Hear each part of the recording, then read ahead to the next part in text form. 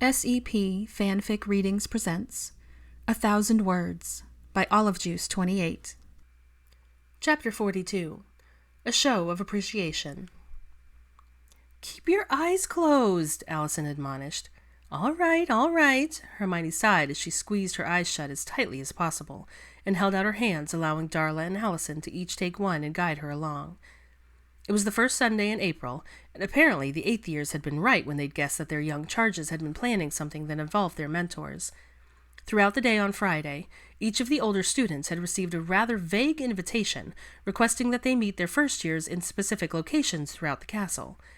Hermione had been summoned to the library, where she found all 3 of her little friends waiting with enormous grins on their faces in front of the tall oaken doors. The girls had explained that it was a surprise, while Malcolm had run ahead for reasons unknown. Eventually, after much shuffling and bumping into corners, and stifled giggles from the younger girls, they came to a stop. Hermione had absolutely no idea where they'd taken her, having lost track of which floor they were on, or how many turns they had made. She stood patiently, eyes still closed, as Allison and Darla whispered to one another, each continuing to clutch one of her hands. In the distance, she heard more shuffling and excited voices, and knew that her housemates were being brought along in similar fashion. She heard the creaking of a door as it was opened, and her arms were gently tugged forward. After several steps, she could tell she was no longer in the corridor, but somewhere that confused her senses. It did not feel like a stone floor under her feet, and the air around her was not typical of a classroom, yet she knew for certain that they had not gone out the front doors of the castle. Curiosity piqued, she tilted her head this way and that in an attempt to hear what the others in the room were saying, all while still obediently keeping her eyes closed.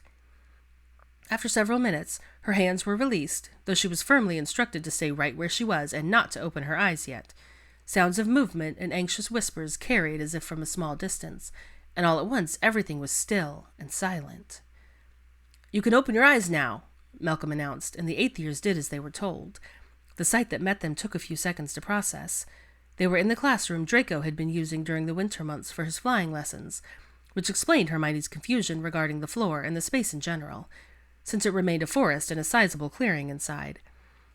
In the center of that space, 4 long tables had been set up in the shape of a square, their corners meeting, and they were clearly all decorated for a birthday party. It looked, she thought, quite happily, like a scene out of Alice in Wonderland. 10 of the chairs, scattered amongst the others, had brightly colored balloons tied to their backs, and each of the balloons had one of the 8th year's names on them. The tables were covered with white linens, and each place setting contained rose-patterned china teacups, saucers, and dishes. Down the middle of each table, plates and platters filled with an assortment of pastries and treats took up every available inch. In the center of the empty square created by the placement of the long tables stood a single round one, holding the largest, most decadent birthday cake any of them have ever seen. It was 7 tiers of confectionery bliss: buttercream roses, ganache drizzles, edible pearls, spun sugar butterflies, and crystal sprinkles. Magical sparklers had been lit at the very top, so they glittered and popped without fading or burning. The mentors had only been given a second or two to take in the incredible display before their young friends burst into a boisterous chorus of happy birthday, followed by all of them exclaiming "surprise" at the top of their lungs, clapping and cheering wildly, and grinning at the looks of shock and amazement that graced their guests' faces. "But whose birthday is it?" asked Neville, thoroughly bemused. "Everyone's," responded several of the first years happily. Olivia stepped forward from their little group and explained, "We wanted to do something for all of you because you got too bogged down with NEWTs and end-of-year stuff, and we realized none of us had celebrated any of our mentors' birthdays. So we decided to do one big one, combined party for all you together," Aiden chimed in from the other end of the cluster of young students. "You already gave us a Halloween party and a Valentine's party. And you got each of us something for Christmas," continued Darla. "And you've brought birthday treats for those who've already had theirs," Emmeline interjected. "Plus," Andrew stepped forward now, his eyes roaming across the 8th years, "you've spent a great deal of time with us all year, between individual meetings, group sessions, flying lessons," he nodded at Draco as he said that, "homework help, and just generally being available whenever we've needed you. This is our way of saying thank you for making our first year at Hogwarts so wonderful," Yasmin's soft voice added to the litany, the butterbeer necklace Luna had gifted her so many months before hanging around her neck. The older students were speechless and deeply touched by such a heartfelt gesture. More than a few eyes were swiped and throats cleared as they made their way toward their young friends. After many hugs and words of appreciation were exchanged, everyone took their seats and the party commenced. "So, is this why you asked what my favorite color is?" Hermione gestured to the periwinkle balloon floating above her chair. Allison grinned and nodded. "And your so-called survey about cake flavors last week on the pitch?" Draco was asking Christopher, who burst out laughing, caught out for his sleuthing attempts. "Wait," Dean hollered from down the table. "I was part of that questionnaire, too." "Me too," admitted Hannah. "I asked all of you," Christopher chortled, obviously pleased with himself that none of them had figured out what he was up to.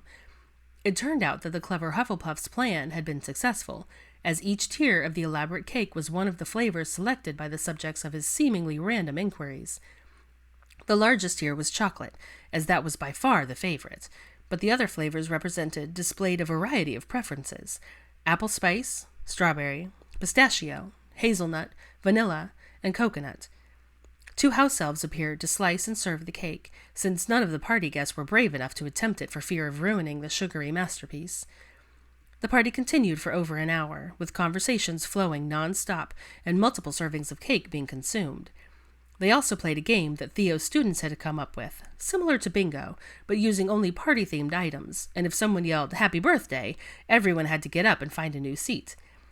The scrambling and laughter that filled the room could be heard down the hall, and everyone cheered loudly when Daphne and Aiden tied for the win, each receiving a large box of Bertie Bott's as a prize. In the end, everyone was completely stuffed and on the verge of the typical sugar buzz that accompanied their get-togethers. Hannah, who had snuck out for a few minutes, returned with her camera so that they could take pictures. She set the timer for several whole group shots, but then also had each mentor pose with their first years as well. Another round of hugs was given, and Luna gathered up all of the balloons to bring back to the room. As the partygoers went their separate ways, the 8th years began their trek back to their dormitory, quietly conversing about the events of the day. Each of them had been sincerely moved by the actions and efforts of their young counterparts, and knew that this would be one of the most treasured memories they carried with them once they left the castle. Draco relished the feeling of Hermione's fingers interwoven with his as they strolled around the banks of the Black Lake one sunny afternoon. While he truly enjoyed the company of his housemates, and the room felt more like home to him than the manor had for the past few years, he treasured the moments he got to spend with just his witch, with no one else around to interrupt. Not that they were having a deep or important discussion or anything. He simply liked being with her in such a quiet and peaceful way. They were currently on the far side of the lake, which meant that even the sounds of laughter and conversation from students on the castle lawn weren't reaching them as anything more than a whisper on the breeze. As they had made their way around the edge of the water, Hermione had told him about the second task during the Triwizard Tournament, where she had been put into an enchanted sleep and sent to the bottom of the lake for Crumb to find. She had been mildly irritated that, due to her unconscious state, she'd not been able to see anything for herself and considered it a wasted opportunity to learn about the merfolk and their environment. He couldn't help the chuckle that had risen in his throat at the indignation of his adorably swatty bookworm. They came to their favorite spot, a large boulder that was flat enough on the top for 2 people to sit comfortably, and while it provided a perfect view of the lake and the castle beyond, it was tucked back from the water's edge and shadowed by trees on both sides, allowing for some privacy. They climbed up, and in a fit of gallantry, Draco took off his cloak and spread it on the rock surface for them to sit on, even casting a cushioning charm on it so that it was more comfortable. Hermione beamed up at him when she sat and patted the space beside her for him to join her, which he was more than happy to do.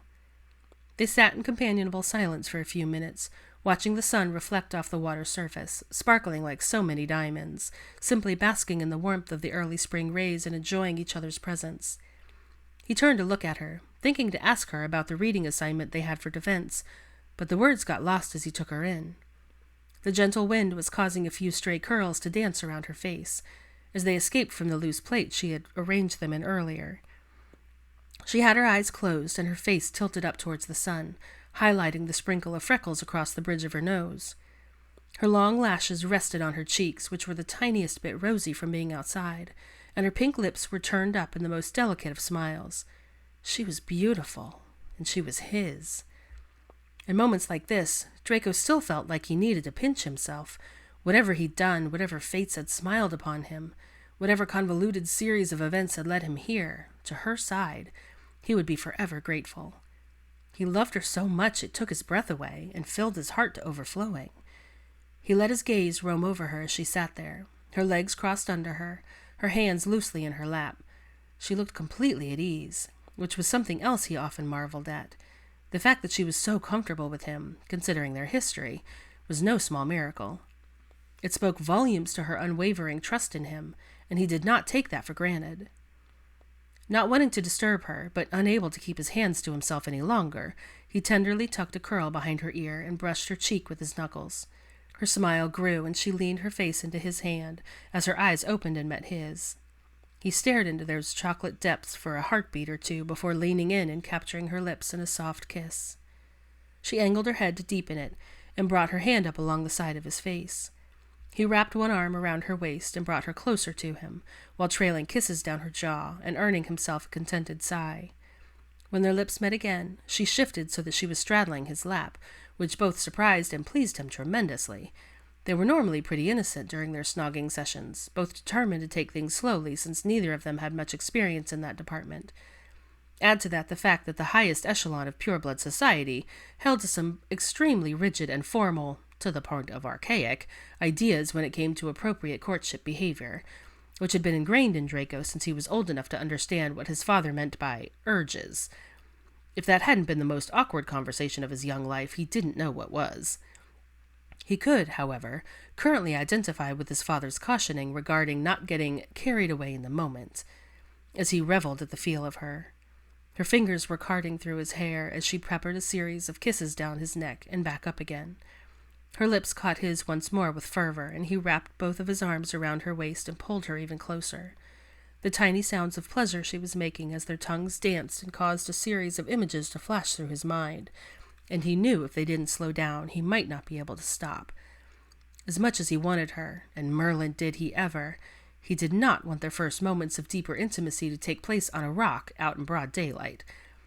Cupping her face with his hands, his fingers tangled in her almost destroyed braid, he slowed their kisses to less feverish pace, finally stopping altogether and resting his forehead against hers. Both of them were breathing rather rapidly, and when he pulled back, she was smiling shyly at him through her lashes, her arms still wrapped round his neck. "Sorry," she mumbled. "Why would you be sorry?" He was completely befuddled. "Got a little enthusiastic there." She huffed a small laugh. He crooked his finger under her chin and lifted it till her eyes met his. "I greatly appreciate your enthusiasm." He gave her a lopsided smirk, and she grinned, her eyes twinkling and her cheeks blushing. Lowering one hand to her back, but keeping the other on her cheek so he could stroke it with his thumb, he continued to gaze at her with open wonder. After a few seconds, she tilted her head. "What?" "How did I get so lucky?" he mused quietly. "I think we're both pretty lucky." She leaned in and brushed her nose against his, causing him to smile. He pulled her into a tight embrace and rested his cheek against her curls, breathing in her familiar apricot vanilla scent and allowing himself to savor the moment. A cloud passed over the sun, taking some of the day's warmth away, and a chilly breeze stirred the air around them. Hermione lifted her head from his shoulder and pressed a kiss to the corner of his mouth. "We should head back. It'll be time for dinner soon." "Do we have to?" he grumbled petulantly, tightening his hold on her, which caused her to giggle.